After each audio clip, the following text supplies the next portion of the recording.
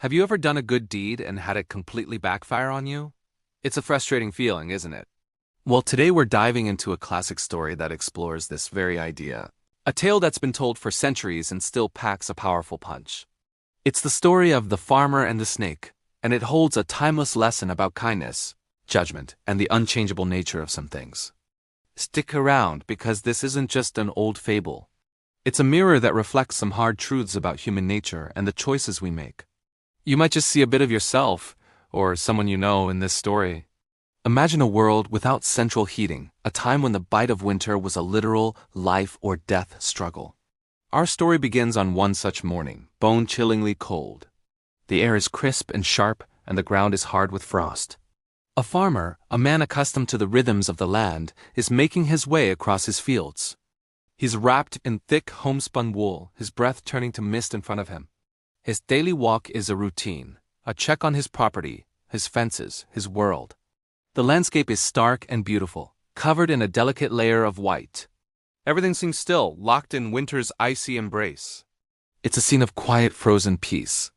But on this particular morning, something breaks the pattern. Something small and dark lying on the frosty path catches his eye. He stops and stoops down for a closer look.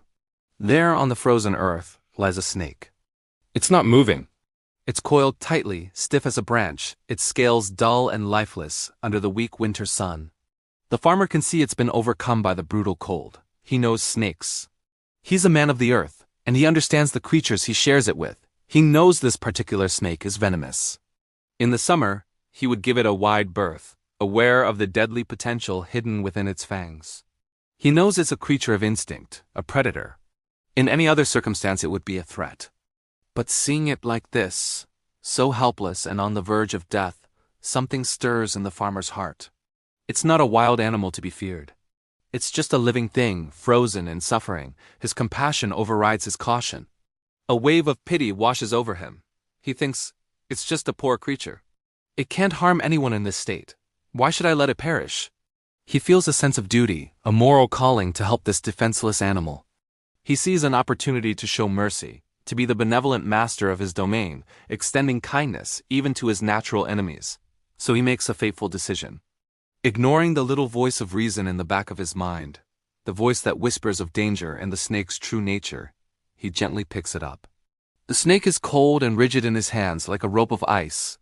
To give it warmth, the most precious commodity on a day like this, the farmer unbuttons his thick coat. He carefully places the frozen snake inside his tunic right against his own chest, sharing his own body heat to bring it back from the brink.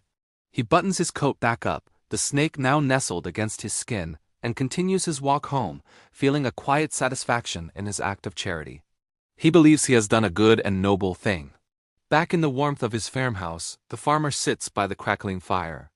The heat from the hearth and the steady warmth from his own body begin to work their magic. Slowly, miraculously, the snake begins to thaw. A faint twitch, a slight uncoiling. Life stirs within its frozen form. The farmer watches, fascinated and pleased. He sees the life returning to the creature he saved. The stiffness gives way to supple movement.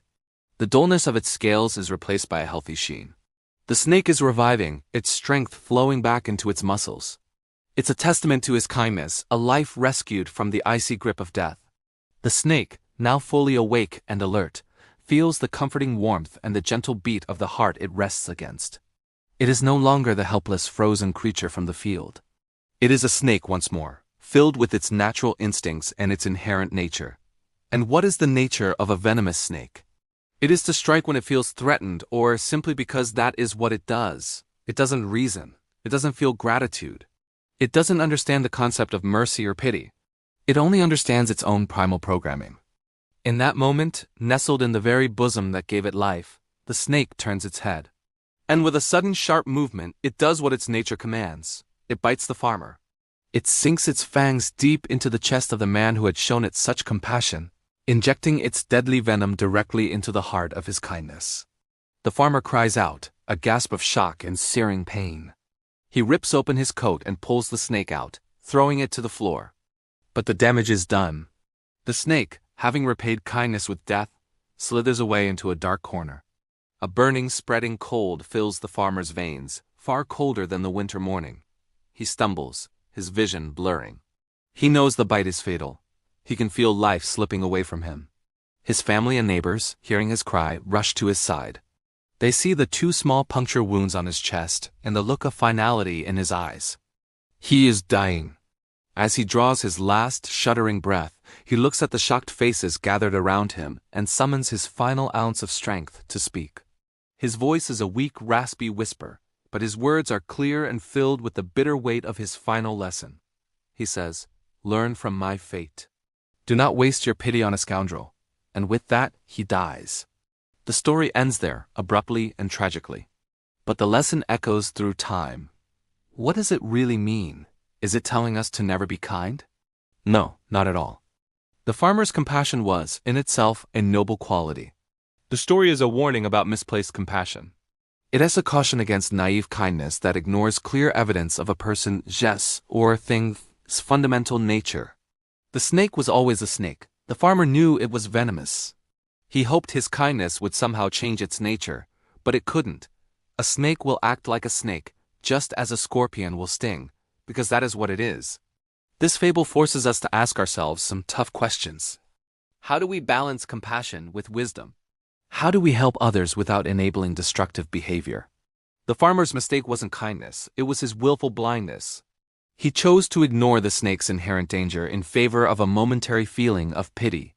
He projected his own human capacity for gratitude onto a creature that possessed none. He learned, far too late, that you cannot expect a scoundrel to act with honor, or a predator to show mercy, just because you have been kind to them. Their nature is fixed. In our own lives, we encounter snakes too. These aren't literal reptiles, of course, but people who consistently exhibit harmful, selfish, or destructive behavior. We might try to help them, offer them second, third, or 10th chances. We pour our energy, our resources, and our love into them, hoping that our kindness will be the thing that finally changes them. And sometimes we get bitten. We're left feeling betrayed, hurt, and foolish. Just like the farmer. The story serves as a stark reminder. While it's good to have a warm heart, it's also crucial to have clear eyes. Recognize people for who they have shown themselves to be, not who you wish they were. True wisdom lies in knowing when your kindness is a life-saving gift, and when it is just warming a snake. So, what do you think? Have you ever warmed a snake in your own life? Share your thoughts and experiences in the comments below. It's a complex topic, and I'd love to hear your perspective on this ancient but incredibly relevant story. Thank you for watching and for thinking deep with me today. Don't forget to like this video if it gave you something to chew on, and subscribe for more stories that make us look at the world and ourselves a little differently. See you next time.